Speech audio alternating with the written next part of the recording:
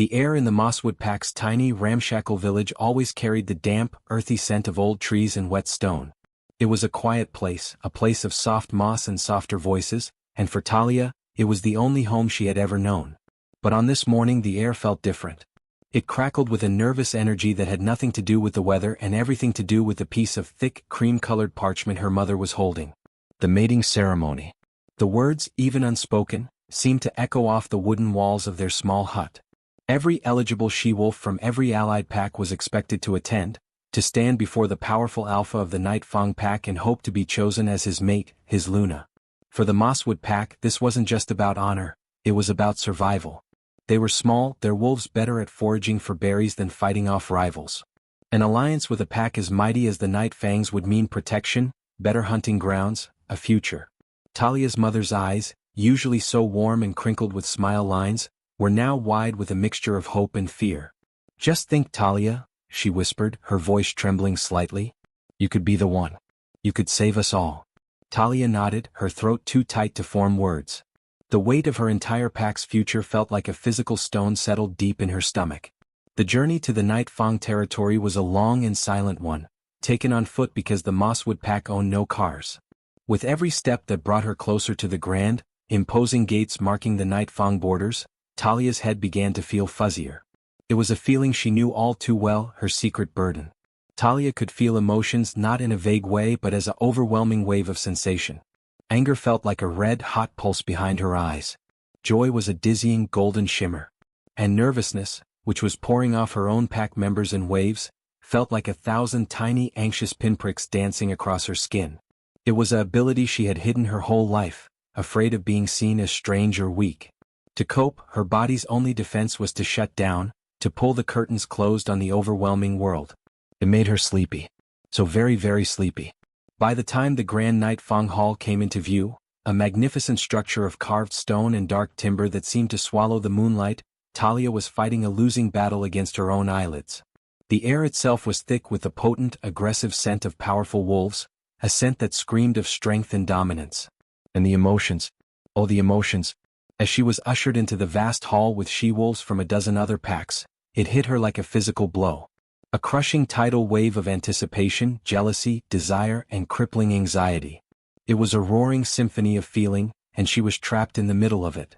The colors of the gowns swirled into a nauseating blur, the chatter of hundreds of voices became a dull, painful roar in her ears. She just had to get through the line, pass by the alpha, and then she could find a quiet corner to collapse. She repeated it like a mantra in her mind. Just get in line. Just walk past him. Then you can sleep. She took her place at the very back of the line, her vision already starting to tunnel, the world narrowing to the pounding of her own heart and the desperate, exhausting need to just close her eyes. From his high-backed obsidian throne at the far end of the cavernous hall, Alpha Soren surveyed his domain with a gaze that missed nothing and revealed even less. To the hundreds of wolves gathered, he was the picture of absolute power. His broad shoulders, encased in the ceremonial dark leathers of his station, seemed to hold up the very roof of the great hall. The ancient, weathered scars that marked his arms were a silent testament to battles fought and won, a history written in flesh and fury. His jaw was set in a firm, impassive line, and his eyes, the color of a winter storm, scanned the crowd with a cold intensity that made even the boldest of warriors drop their gaze. He was the unmovable mountain, the unapproachable king, the heart of the mighty Night Fang pack. And he had never felt more utterly alone. The weight of the ceremony felt heavier than any physical burden he had ever carried. It was the weight of expectation, of tradition, of 1,000 eyes watching his every flicker of expression, desperate for a sign of approval. He could scent the ambition on the air, thick and cloying like perfume.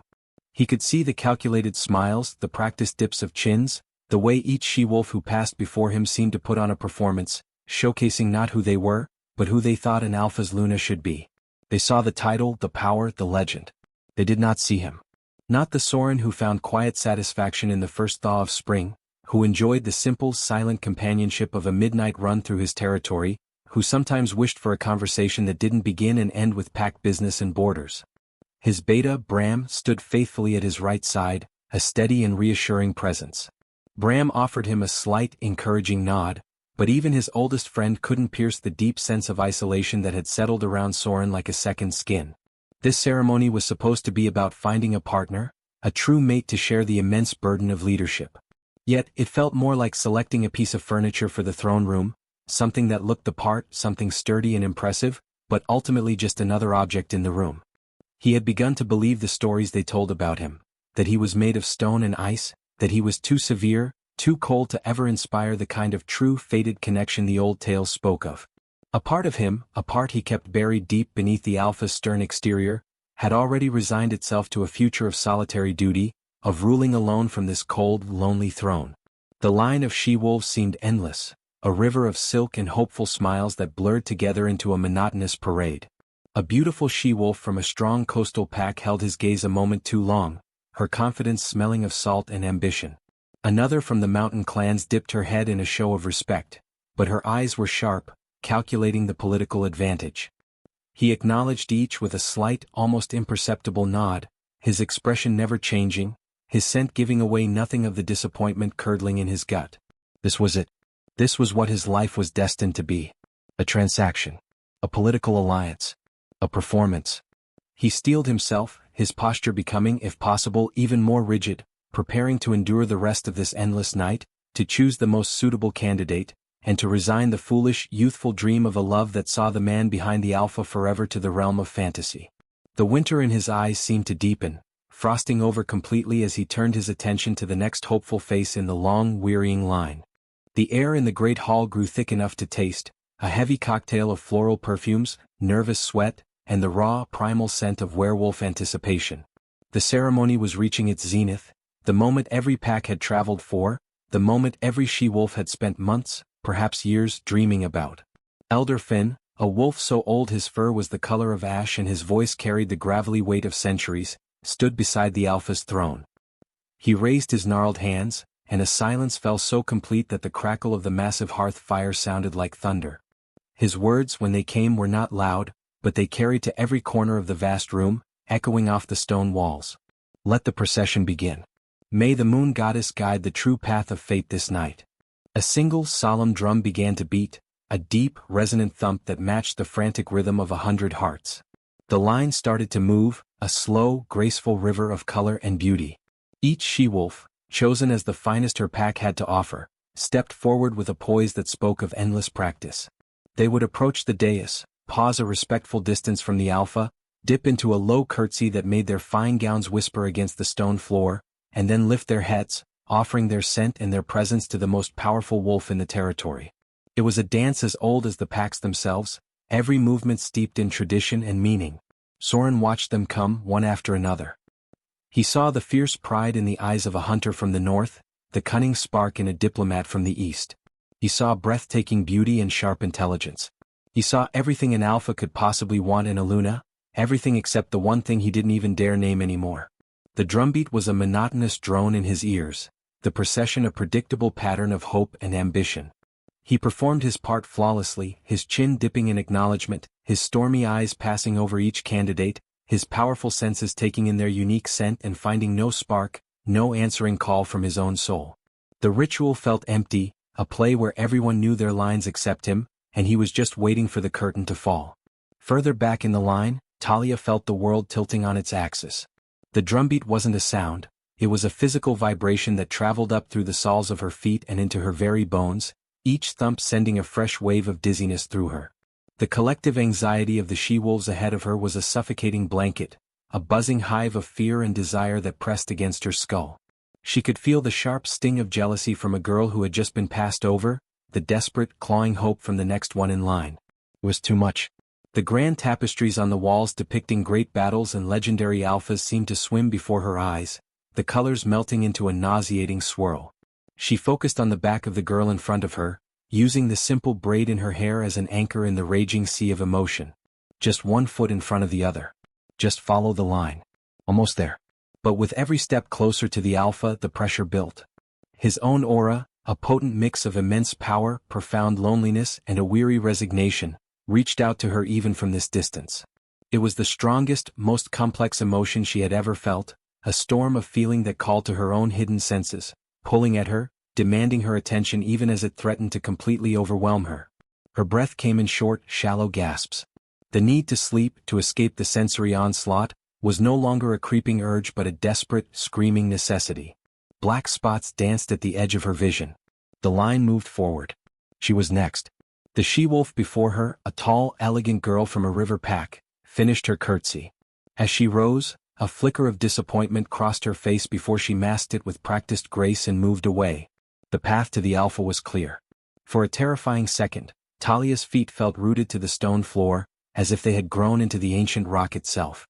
The entire hall, the hundreds of faces, the drumbeat, the expectant silence, it all seemed to stretch and warp, pulling her into a tunnel with the Alpha's imposing figure at the very end.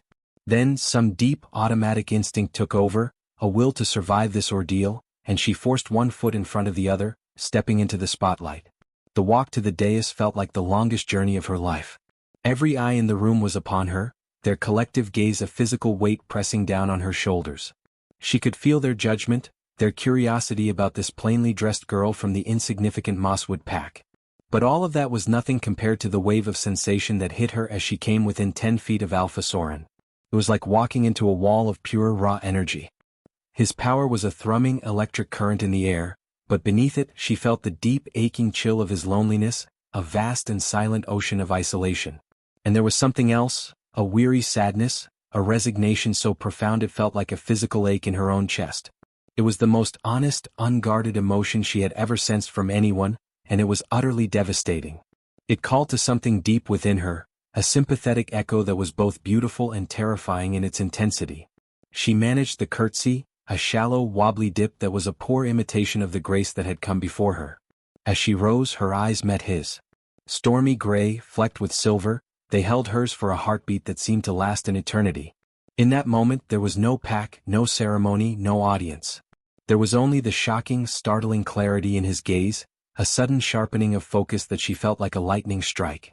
He leaned forward just a fraction and drew in her scent. A jolt, undeniable and seismic, passed between them. His eyes widened almost imperceptibly, the storm in them clearing for a single breathtaking second to reveal pure, unadulterated shock. He had found her. His mate. But for Talia, that jolt was the final straw. The recognition, his shock, her own answering pull, it was all too much. The dam broke. The roaring in her ears became a deafening waterfall, swallowing all other sound. The lights of the hall blurred into a single blinding white haze. Her limbs turned to liquid, all strength draining from her body in a single, sudden rush.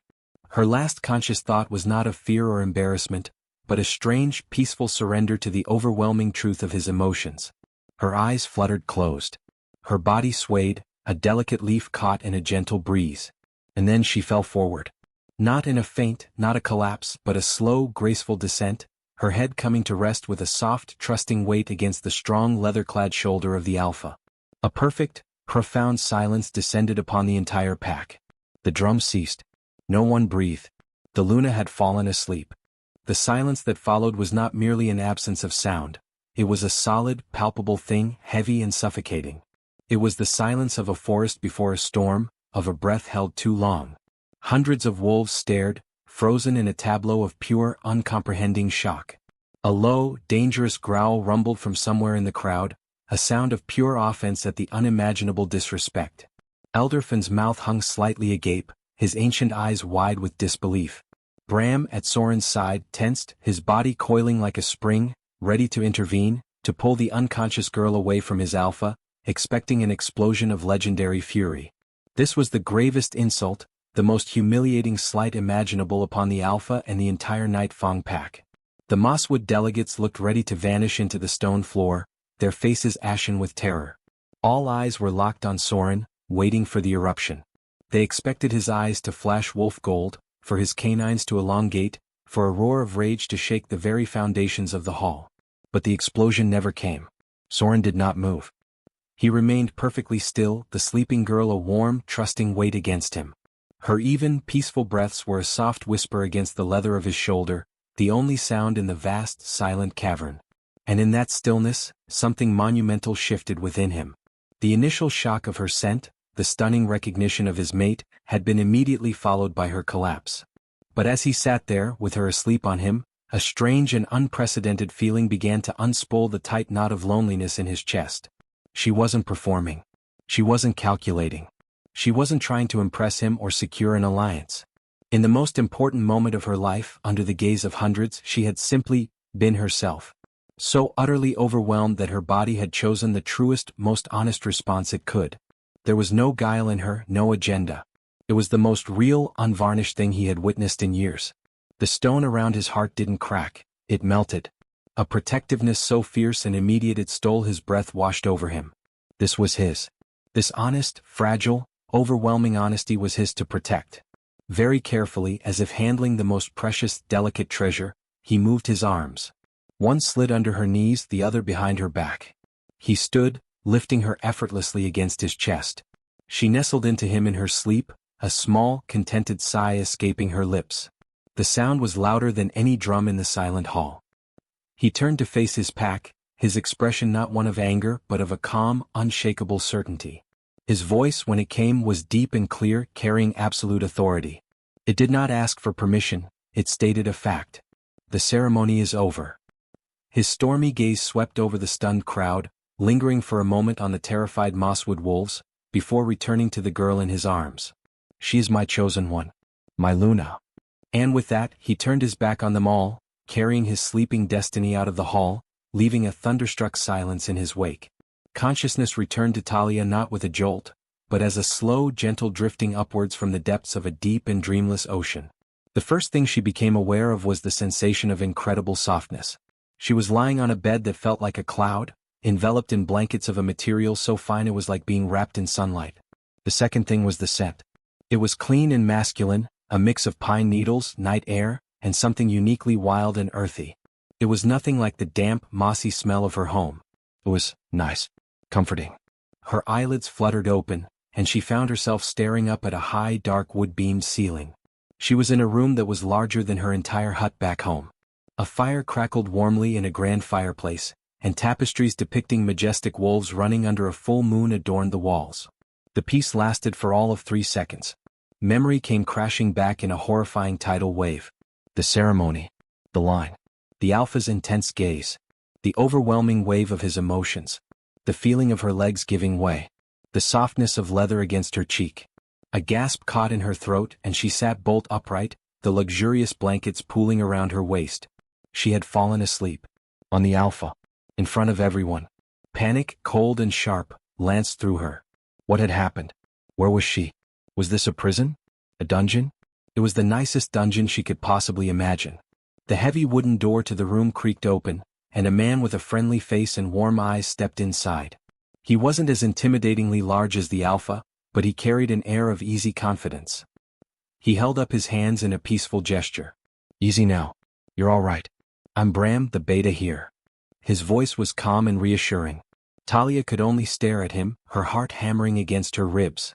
Bram gave her a kind, almost amused smile. You gave everyone quite the shock back there. I don't think anyone in the history of the packs has ever fallen asleep during the mating ceremony. Especially not on the Alpha. He said it not with anger but with a sense of genuine astonishment. Talia's face flamed with a scorching heat. I'm so sorry, she whispered, her voice hoarse with shame. I didn't mean to. I was just so tired. Please, is Alpha Soren very angry? What's going to happen to me? To my pack? The questions tumbled out of her, laced with terror. She expected to be thrown out, disgraced, her pack shunned forever because of her weakness. Before Bram could answer, the door opened wider, and Soren himself filled the doorway. He had changed out of his ceremonial leathers into simpler, dark clothes, but he seemed no less imposing. Talia flinched instinctively, pulling the blankets tighter around herself, bracing for his wrath. But he didn't storm in. He simply stood there, his stormy eyes taking her in. The terrifying anger she expected was nowhere to be seen. Instead, his gaze was thoughtful, curious. He stepped fully into the room, and Bram gave a slight nod before quietly slipping out, leaving them alone. The silence stretched, thick and heavy. Talia couldn't bring herself to look at him, her eyes fixed on the patterns woven into the blanket. Are you unwell? His voice was deep, quieter than it had been in the hall, lacking the ring of command. It was just a question. The question was so unexpected, so far from the accusation she was braced for, that her head snapped up. She met his gaze. No, I'm fine. I'm so sorry, Alpha. I'm so deeply sorry for the disrespect. It won't happen again. The words rushed out in a desperate plea. Soren took another step closer but slowly, giving her space. "There is no need to apologize," he said, and the words were so calm, so final, they left no room for argument. "You are here now. In my home. You are safe." He paused, his head tilting slightly as he studied her. "What is your name?" "Talia," she stammered. "Talia," he repeated, and her name sounded different on his lips, more solid, more real. Another stretch of silence followed, but it was less tense now, filled with a strange, searching quality. He was looking at her, truly looking, not as an alpha judging a subject but as a man seeing a woman for the first time. And for the first time since she'd arrived, surrounded by the crushing weight of 1,000 foreign emotions, Talia felt a single clear feeling emanating from someone else. It wasn't anger. It wasn't pity. It was a simple, steady calm. And for a moment, just a moment, her frantic heartbeat began to slow. Life in the Night Fang Pack Fortress was a bewildering whirlwind of new rules, new faces, and a constant, low-grade hum of judgment that Talia felt like a physical itch on her skin. She was given beautiful rooms, finer than anything she had ever dreamed of, but they felt like a gilded cage. Whispers followed her everywhere. She could hear them as she was given a tour of the kitchens, hushed words that slithered from behind sacks of grain. She saw them in the sideways glances of the warriors training in the yard, their eyes sharp and assessing before they quickly looked away. The story of the sleeping Luna had spread through the pack like wildfire, fanned into something mocking and cruel by a particularly persistent breeze. A she-wolf named Cora. Cora was everything Talia was not. She was a Night Fang born and bred, her confidence as natural as breathing. She moved through the pack with an easy grace, her laughter ringing out, always surrounded by a group of admirers. And she made no secret of her disdain for the outsider who had stolen what she clearly believed was her rightful place. Talia first encountered her directly in the grand dining hall, a vast room where the pack took their evening meals. As Talia walked hesitantly to the high table where Soren sat, Cora accidentally bumped into her, sending the tray she was carrying clattering to the floor. "Oh, my apologies," Cora said, her voice dripping with a sweetness that smelled like poison to Talia's senses. "I didn't see you there. You're so easy to overlook." The group of she-wolves with her tittered with laughter. The hot flush of humiliation burned Talia's cheeks, but worse was the wave of Cora's emotion she felt. A sharp, victorious jealousy that was so strong it made Talia's head spin. She merely muttered an apology and hurried away, her appetite gone. It was in these moments of isolation, hiding in her room to escape the staring eyes, that Talia truly began to understand what had happened to her at the ceremony. It hadn't been simple tiredness. It had been him, Soren. His emotions were so powerful, so potent and complex, that her hidden ability had short-circuited trying to process them. His loneliness had been a deep, echoing chasm, his weariness a heavy cloak, and his sudden, shocking recognition of her had been a lightning strike. It was all so clear to her now. He was the storm and she was a weather vane spun helplessly by his feelings. This secret, her curse, was the reason she was here. It was the reason she had humiliated herself and her pack. And it was a truth she could never ever share with him. What would a mighty alpha want with a mate who was so weak she could be felled by a strong feeling? He would see her as broken. He would reject her and her pack would pay the price.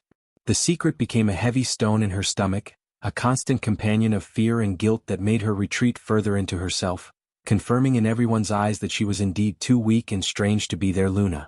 Cora's rumors that Talia was a simpleton from a weak bloodline seemed less like lies and more like a terrible truth Talia was desperately trying to hide. Soren watched Talia's retreat from a distance, and the loneliness he had felt on his throne began to creep back in, this time tinged with a new, frustrating confusion. He had given her space, a beautiful room, the protection of his title, yet she seemed to shrink from it all, from him, like a flower wilting in an overly grand vase. The whispers of the pack, particularly Cora's sharp-tongued comments that Bram reluctantly reported, reached his ears. He saw the way Talia's shoulders would hunch slightly when others were near, the way her eyes would dart towards an exit as if planning an escape. This wasn't working. The mate the moon goddess had given him was fading away right before his eyes, suffocated by the very world he had brought her into. He had to try something different.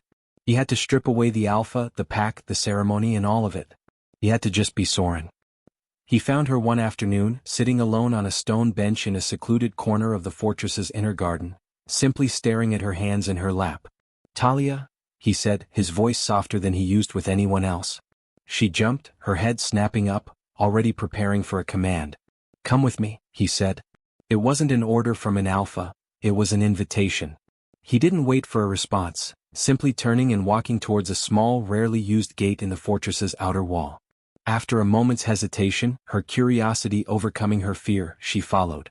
They walked in silence, leaving the stone walls and the watching eyes behind.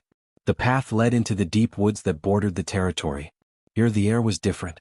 It was filled with the clean scent of damp earth, of pine, of living things. The only sounds were the crunch of their footsteps on the fallen needles, the chatter of a distant squirrel, the sigh of the wind through the high branches. The crushing pressure of the pack's emotions began to lift from Talia's shoulders. Out here with only the two of them, the world was quiet. The storm of Soren's presence was still there, but it was manageable, something she could observe without being swept away. He didn't try to make grand conversation. He simply pointed out things. A hawk circling high above. The tracks of a deer near a stream. The way the sunlight filtered through the canopy in golden shafts. He spoke of the forest, of how it changed with the seasons, of his favorite paths to run. His voice was calm, measured, devoid of the weight of command. He was sharing his world, not as an alpha showing off his lands, but as a man showing a woman something he loved. Tentatively, Talia began to relax. The knot of anxiety in her chest loosened. Without the overwhelming noise of the crowd, she found she could actually look at him. She saw the way his stern expression softened when he looked up at the hawk, the quiet competence in his movements as he navigated the trail. She asked a small question about a type of moss, and he answered not with impatience, but with genuine interest. They talked. Really talked. He asked about Mosswood, about her family, and he actually listened to her answers. She found herself speaking more than she had in days, her words initially hesitant but growing stronger as he listened with his full attention. He told her, his gaze fixed on the path ahead, about the weight of the Alpha title, about how everyone saw the crown and never the boy who had once skinned his knees climbing these very trees. He spoke of his parents, long gone, and the loneliness of leadership. He wasn't complaining. He was just stating it as a fact, trusting her with a truth he had shared with no one else. In the quiet of the woods, the mighty Alpha vanished, and all that was left was Soren. A man who was strong, yes, but also kind, thoughtful, and carrying a quiet sadness that mirrored her own in a way she had never expected. The wall of fear and secrecy she had built around herself began, brick by brick, to crumble. She wasn't falling for the Alpha. She was, against all odds, starting to truly like the man. The fragile piece of Talia's new routine shattered one evening in the main dining hall. The room was loud with the clatter of plates and the buzz of conversation, a constant, grating hum of emotion for Talia that she had learned to tolerate by keeping her head down and focusing on her food. Soren was at the head of the table, discussing border patrols with Bram, but his eyes would occasionally flicker to her, a silent check-in that she had come to find comforting.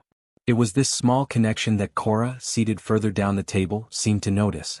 Her jealousy, a bitter, acrid scent to Talia's senses, spiked sharply. Seeing Soren's attention on Talia was the final straw. Cora pushed her chair back, the legs scraping loudly against the stone floor, drawing every eye in the hall. The conversations died away into a watchful silence. She walked to the center of the room, her movements full of a predatory grace, and stopped, pointing a deliberate finger at Talia. "I challenge you," her voice rang out, clear and cold. "I challenge you for the right to be Luna of the Night Fang pack." A collective gasp rippled through the crowd. Challenges for rank were an ancient, brutal part of pack law, but they were almost always between warriors, not used as a weapon against an outsider. Talia felt the blood drain from her face. Her fork clattered from her numb fingers onto her plate. She looked from Cora's triumphant, sneering face to Soren, who had risen to his feet, his expression dark and thunderous. "This is not a game, Cora," Soren's voice boomed, filled with the Alpha's authority. "Stand down." But Cora stood her ground, a smug smile playing on her lips. She knew the law. "The law is clear, Alpha," she said, her voice sickly sweet. "Any pack member may challenge for rank if they feel another is unworthy. I believe this outsider is weak. She is unfit to lead at your side. She cannot even stay awake in your presence." The insult was a direct hit, and laughter, nervous and mocking, echoed from Cora's friends. "I invoke my right. Unless she is too cowardly to accept." Talia's heart was a frantic bird beating against her ribs. She was no fighter. Cora was a trained warrior, strong and fast. A physical fight would last seconds and would end with Talia broken and humiliated, confirming every nasty rumor. Soren looked at Talia, his eyes filled with a protective fury. He could refuse the challenge, but it would undermine his authority, make him look like he was playing favorites, and Talia would forever be seen as someone who needed to be coddled by the Alpha. She would never earn the pack's respect. The weight of the decision settled on her. She saw the fear in the eyes of the few Mosswood pack members present. She saw Bram's tense concern. She saw the storm of conflict in Soren's gaze. And she saw Cora's gloating certainty. If she refused, she lost. If she fought and lost, she was gone. There was no winning. But as she looked at Soren, at the man who had trusted her with his quiet truths in the woods, she knew she couldn't just hide behind him. She had to fight. Not for the title but for the chance to stand beside him. Slowly, her legs trembling so badly she thought they might buckle, Talia pushed her own chair back and stood. The hall was utterly silent. Her voice was a whisper at first, then it grew stronger, fueled by a spark of defiance she didn't know she possessed. "I accept your challenge." The words hung in the air. Soren closed his eyes for a brief second, a pained look on his face. Cora's smile widened into a vicious grin. The fight was on. Talia had just agreed to a battle she knew she could not win with strength, and the entire pack would be there to watch her fall. The training grounds, usually a place of shouted orders and the clash of sparring warriors, was now a silent, crowded arena. The entire Night Fang pack formed a wide, watchful circle, their faces a mixture of excitement, curiosity, and grim anticipation. In the center, Cora stretched her muscles with the easy confidence of a born fighter, a cruel smile playing on her lips. Opposite her, Talia stood small and still, her hands clenched into nervous fists at her sides. She looked like a fawn facing down a wolf. Soren stood at the edge of the circle, his posture rigid, every line of his body screaming his desire to stop this. But the ancient laws bound even the Alpha. His stormy eyes were locked on Talia, filled with a fear he had never felt on any battlefield. Elderfin stepped into the center, his aged voice cutting through the tense air. "The challenge is for the rank of Luna. The rules are simple. Fight until one yields or is unable to continue. Let the will of the moon goddess be shown." He stepped back. The fight began. Cora didn't wait. She lunged, fast as a snake, her fist aimed straight for Talia's face. Talia, with no combat training, could only fling up her arms in a desperate block. The impact was jarring, sending a shock of pain through her forearm and spinning her sideways. She stumbled, barely keeping her feet. The crowd murmured. It was already going exactly as they had all predicted. Cora laughed, a short, nasty sound, and came again. This time, a kick swept Talia's legs out from under her. She landed hard on her back, the air whooshing from her lungs. The world swam for a moment. Above her, Cora's triumphant face loomed, her emotion a blinding, gloating victory. "Is this all our Alpha's chosen one has to offer?" Cora taunted, loud enough for all to hear. "A weakling who falls at the first touch?" She planted a foot on Talia's chest, not enough to crush but enough to pin her, to humiliate her. "Yield. Yield and crawl back to your pathetic little pack where you belong." The pressure on her chest, the mocking words, the roaring approval from Cora's friends, it was all so familiar. It was the same overwhelming wave that had drowned her at the ceremony. The same desperate need to escape. Talia squeezed her eyes shut, trying to block it out. She could yield. It would be so easy. The pain would stop. But then she would lose him. She would lose Soren. The man who saw her, who walked with her in silence, who trusted her. As Cora's smugness washed over her, something shifted. Instead of fighting the sensation, Talia stopped. She went completely still beneath Cora's foot. She stopped trying to block the emotions and instead let them in. She focused entirely on Cora, on the raging bitter jealousy, the desperate need for validation, the deep hidden insecurity that festered beneath all the bluster and pride. Talia's eyes opened. They were no longer scared. They were clear and knowing. With a strength that came from somewhere deep within, she spoke, her voice not a shout, but a calm, piercing arrow that silenced the crowd. "You're not angry at me, Cora?" The words were so unexpected that Cora's smirk faltered. "You're afraid." Talia continued, her gaze holding Cora's.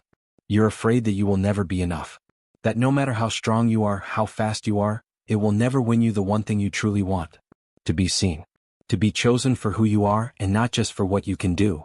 Cora's face went pale. "Shut up," she snarled, but her foot loosened its pressure. Talia pushed on, her voice gentle yet unrelenting, voicing the secret fears she could feel radiating from Cora.